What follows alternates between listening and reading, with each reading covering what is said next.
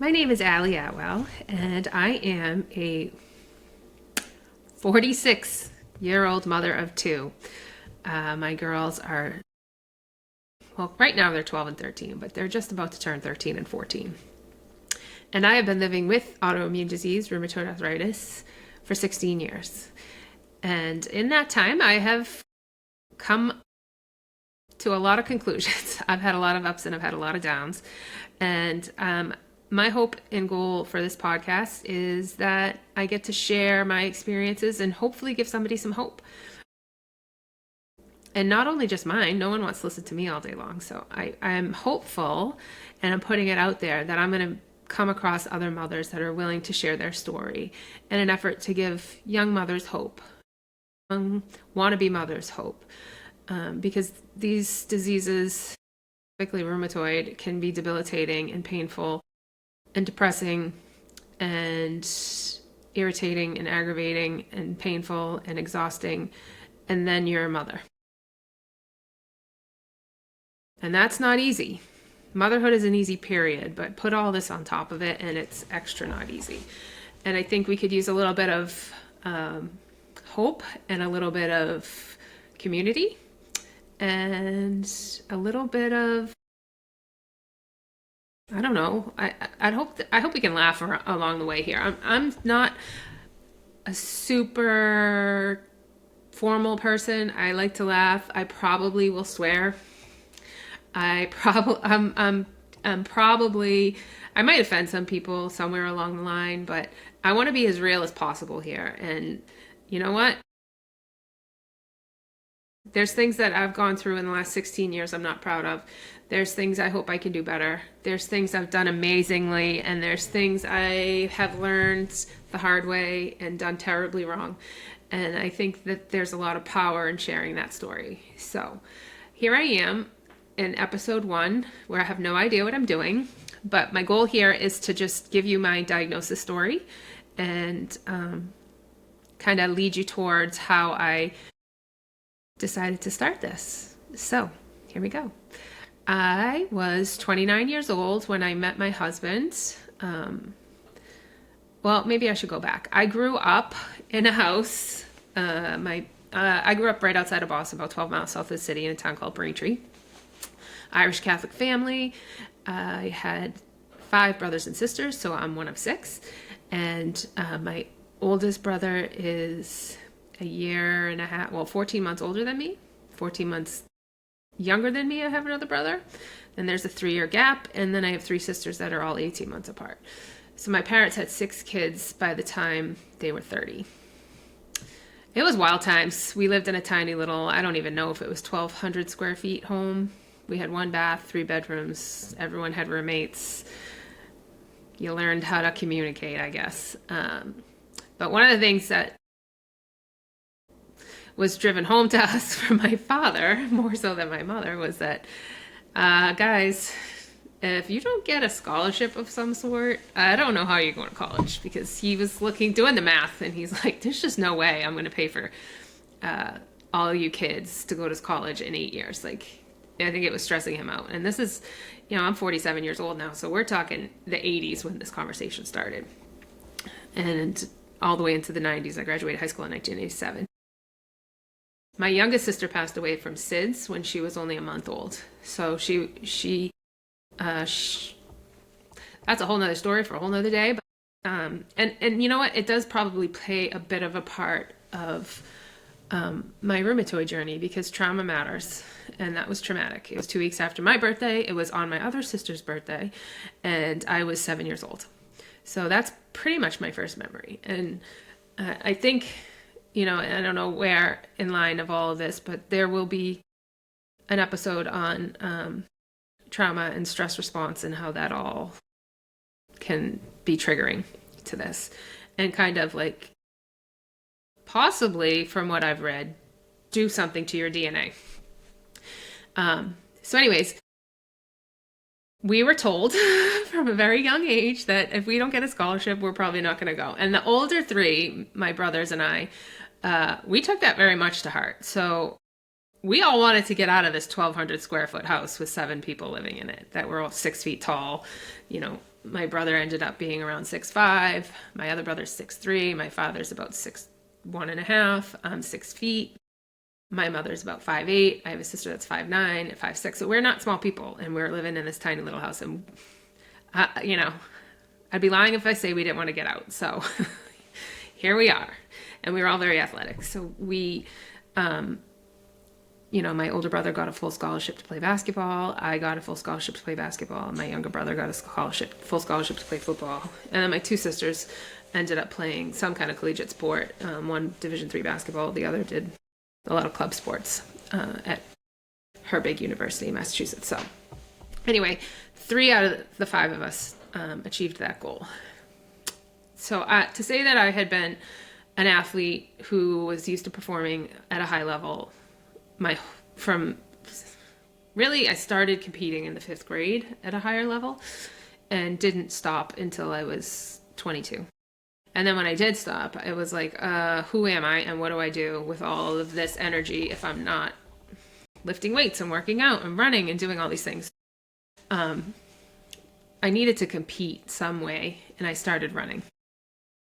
I started with 10Ks, and then I worked my way up to half marathons, and then I did a couple of marathons, and that's part of my story that I'll get to. Here I am, 29 years old. I have decided for my 30th birthday I was going to run the marathon, Boston Marathon. It was on the date of my sister's birthday that passed. No, it was on the day she passed away. She passed away on April 20th. The marathon was April 20th, which is my other sister's birthday. So it was like my goal, I'm going to be 30, I'm going to run a marathon. So I did that. Best and worst thing I ever did. Crossed the finish line, swore I'd never do it again. 1 month later, I signed up to do it again. This is, well, I guess that part doesn't matter. So at the same time, I was working in a restaurant. I did like 3 or 4 doubles a week, but I was also working in a day spa. After I graduated from college, I went to a business school. I didn't want to do business. I hated business. So I went right to grad school, and I was going to be a teacher.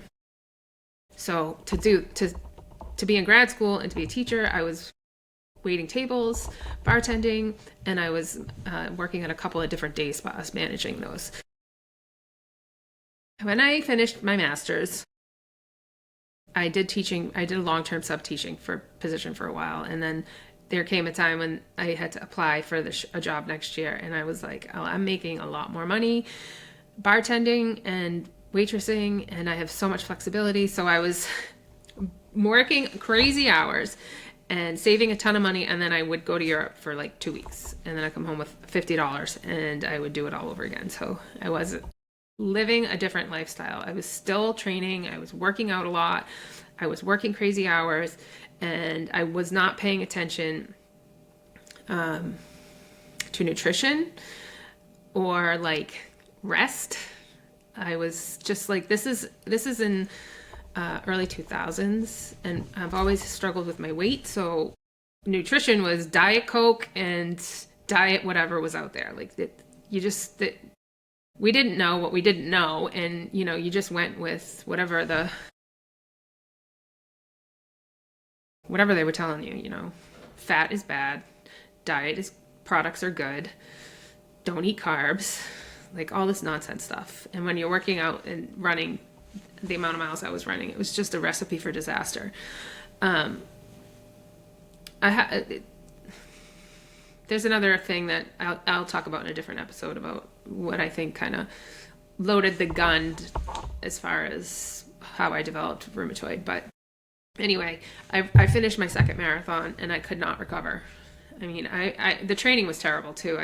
I can remember waking up in the middle of the night, and I had to go down this long, thin hallway. I was renting an apartment with my sister and a friend, and to use the restroom, and my feet hurt so bad that I was literally holding the walls trying to walk to the bedroom, and my hands were killing me too. And I was like, I'm waitressing and I'm working out like crazy. Of course I'm tired. Of course things hurt. No pain, no gain. This is the mentality that I had. I mean, I just pushed through. Excuse me.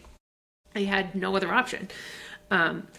But now things were not recovering. I had so much pain in this one spot in my foot, and I could not get any better. And I was living on Aleve or Motrin or whatever. I mean, I was taking it around the clock, probably for years. I had so much inflammation. And so finally I couldn't get back to running after the second marathon. I just could not start training again. My feet hurt so bad. So I went to a podiatrist, and he looked at my foot. He touched it in one spot, and I screamed. And he's like, oh, I think you either have an aroma or you might have rheumatoid arthritis.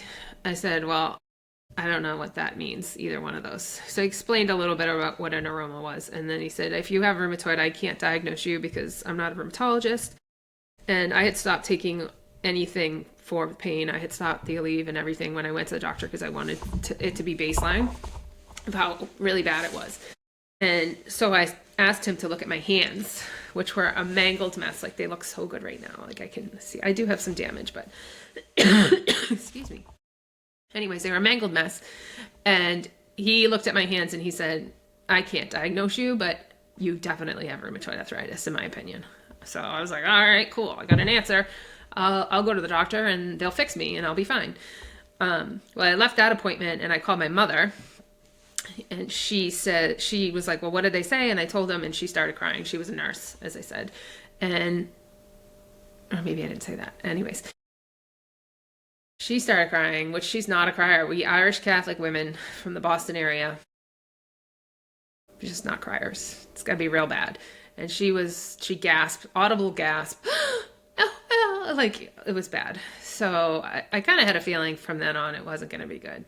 By the time I got to the rheumatologist, because you get referrals and all that jazz, there was no question. 100%, she looked at my labs, she looked at my x-rays, she looked at my hands, my feet, and she's like, you definitely have it, but you're going to be okay.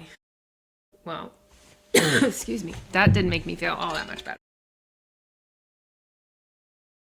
Sorry if I took all my throat. So now I'm 30 years old and I'm about to get married. We want to have a family. And I've been diagnosed with this disease. And it went from, I literally could not, there was an Easter, my sister has this long driveway and she had Easter, and I was hunched over like the Hunchback of Notre Dame, and I could not get in the house. I mean, it was I had to take a break. Months before I ran a marathon. And now here I am. I can't stand up straight. The pain is so bad everywhere. The fatigue. If you're on this podcast, you know. If you're listening to this podcast, you have an autoimmune disease and you know the fatigue I'm talking about. It's like next level. It's not even, I mean, I did have pregnancy fatigue. I had rheumatoid when I had it, so I assume that was the same as everyone else's, but it's pretty bad. I had to quit working. I couldn't carry trays anymore. My shoulders were a mess. It was terrible. So then part of the reason why this podcast, I think, is going to have some value for people is it's going to just validate the grieving process that you have to go through, because you think you're going to go to a doctor and they're just going to give you a medication and it's going to work. Sadly, I just found one that worked 2 years ago. 16 years I've had this disease. Some would work for a little while and some would not, and I have to take other medications with it, and prednisone and weight gain and misery, and nothing feels good, and doctor's appointments and blood work and all this nonstop, literally for the rest of your life. And right now I'm taking infusions. I do an infusion once a month called Orencia, and I'm thankful that takes all in, I'm there for about an hour. It's about a half an hour to be infused, and everything else they have to do to get you ready and out the door. It's about an hour. So, and I actually prefer the infusions over the Enbrel injections or anything else that I used to do, because just stabbing yourself is not joyful at all. And it always left me with some kind of reaction at the injection site. I mean, you name it, I've probably done it. And I mean medical, Western medical and Eastern medical. I've done every single thing. I mean, there's very few things that I haven't tried. From acupuncture to chiropractor to meditation to saunas and hot and cold plunges. I've done dry needling. I've done ENF, EPT, red light therapy. I've done it. I've changed my diet. I was eating basically chicken, and that's about it for years. I'd say borderlining, if not completely, eating disorder. I was afraid to eat anything and everything. I've taken every supplement under the sun. And I did go medication free for about 4 or 5 years. And probably, if I'm being honest, I should have gone back on the meds after year 2 or 3. I have some residual damage. I've had 3 surgeries in the last 6 years, one being a total knee replacement. I do have to get the other one replaced probably soon. I'm putting it off as long as I can. Although life-changing, and if you're considering it, do it. It's just reach out to me because it's a lot. At 40, I had it done at 46. Excuse me.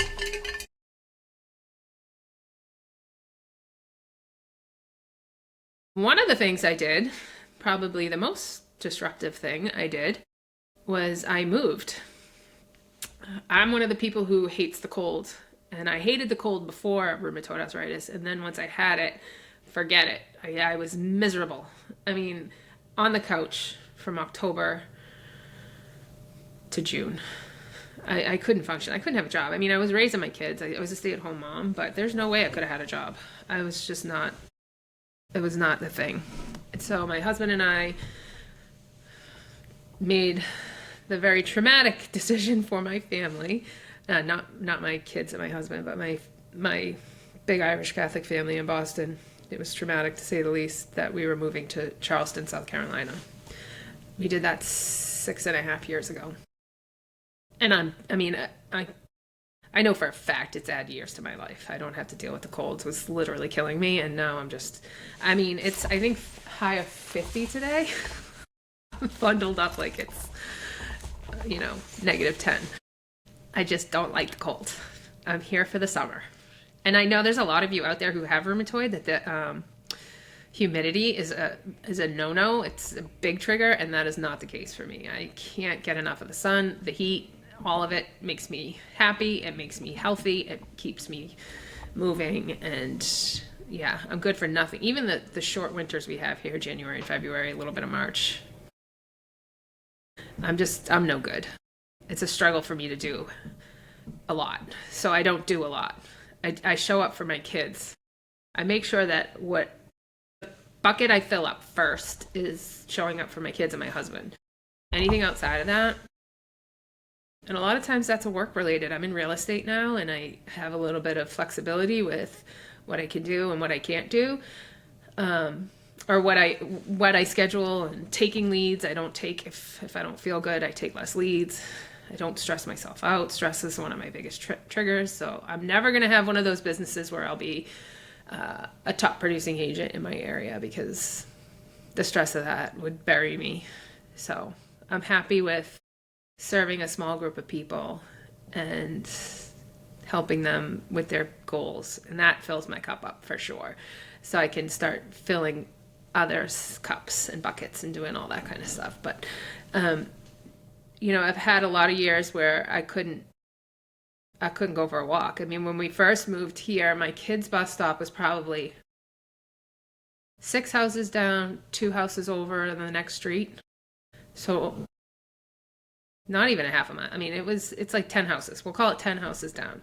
And I had to drive them because I could not walk that far. My feet and my knees, everything, I could stand at the bus stop and wait for them if I drove. I couldn't walk, stand, and walk back. It was a no-go. And now I can, I'll go for a 3-mile walk, and I'll take some weights and do some things. Not in the winter, though. I literally can't get my shit together to get out there and do it. So I give myself as much grace as possible, and I'm trying to live a normal and healthy life. I found that when I did everything holistically, and when I wasn't on medication, you had to be perfect. There's no room for error. If you want to stay off those medications, you can't eat gluten. You can't eat corn. You can't eat oats, or I couldn't, not you. Everything I do is my body, not yours. but I had to get so much sleep. I couldn't have any alcohol. I couldn't have any dairy. I couldn't eat nightshade vegetables. Every single thing I did revolved around lowering my inflammation. And then I was like, my kids were little and I was turning them into weirdos. So if you are doing it holistically, can we chat? How did you do it? How do you do it without turning into a psycho? And I hate to cook, so doing all that was tough.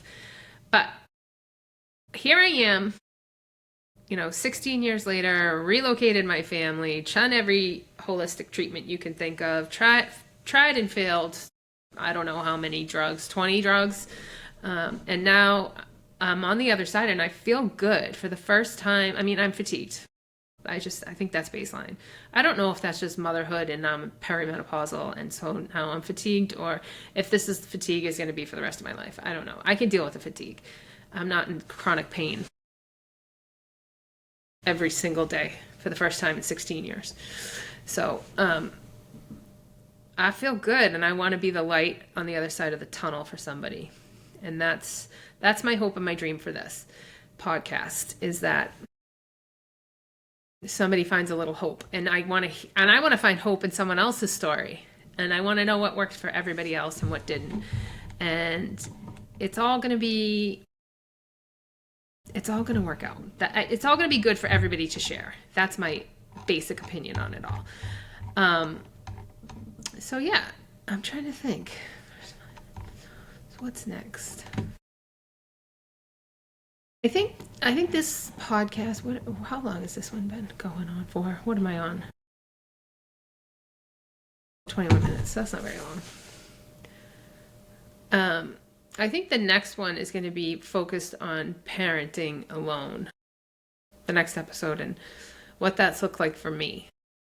And again, 7 years ago, my kids, well, they were 6 and 7, and I moved to a different part of the world, a country that I didn't know anyone and had no help.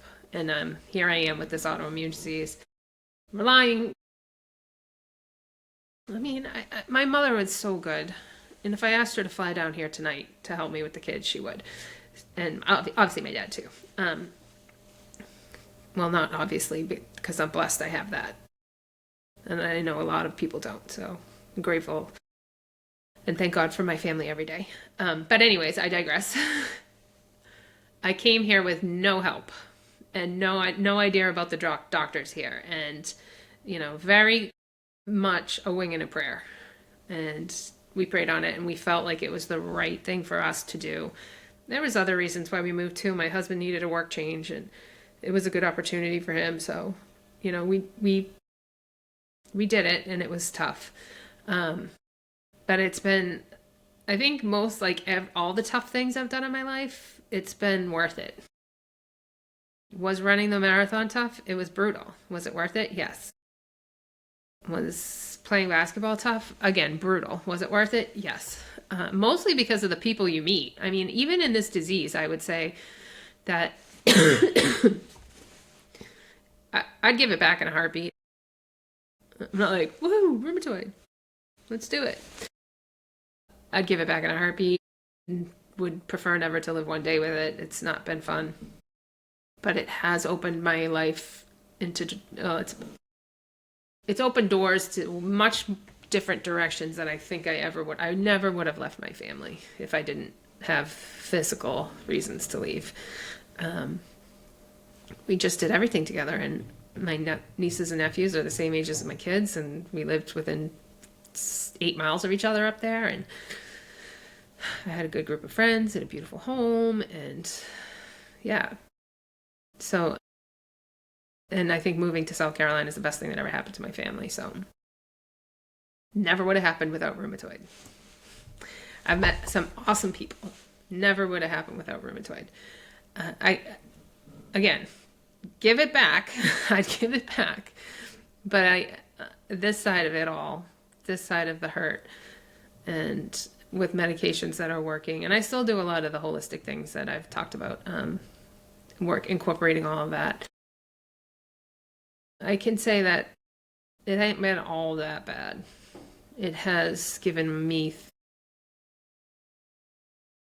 there's been some silver linings in the very, very dark cloud that is rheumatoid. So, with all that said, I hope that I figure out how to do this thing and the reach is broad and wide, and I can find other mothers in different stages, all different stages, from trying to conceive to, I don't know, if you're at 90 years old and you've been suffering with rheumatoid the whole time, or, if you're a mother and you want to talk to me, I want to talk to you.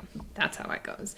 We have more knowledge and understanding of this disease than any doctor ever will, because we live it every single day. And, I think we just need to keep the community moving and going. Keep sharing our stories. Keep being the light for somebody else. So next up, I'm going to talk about what motherhood has looked like and how that has shaped and molded my kids and my husband and everything. He's a whole nother episode too. I could talk about that poor guy asked me to marry him, and then 2 weeks later I was like, hey, I have this lifelong disease that's not going to kill me, but it's not going to be fun either. And remember how we like to run all the time? I can't do that anymore. And so he's amazing, and he rolls with the punches. And if I told him today, hey, I want to move to the moon, he'd be like, all right, let me call Elon and figure that out. Like, couldn't be any more supportive. And if you don't have that, I'm super sorry. I don't know how I would do it without him. So we'll interview him someday. We have a bantering relationship back and forth, and he's a great guy, but I like to give him a hard time. Anyways, thanks for chatting with me. Thanks for listening. I hope to have episode 2 up soon, and that's it.